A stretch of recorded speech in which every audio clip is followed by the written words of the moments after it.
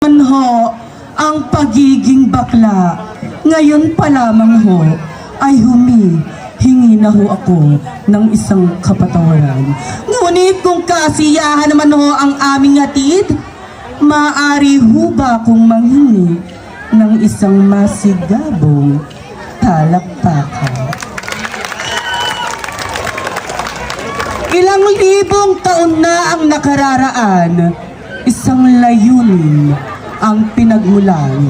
Ang pagkakabuklod-buklod ng isang kabaklaan tungo sa mahusay na pagpapakilanlan.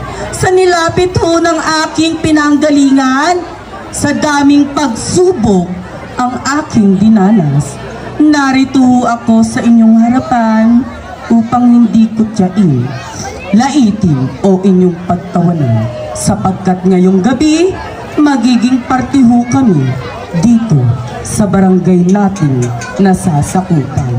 By the way, my real name, Miss Micaela Marie Garcia, 20 years old, batang bata, sariwang sariwa.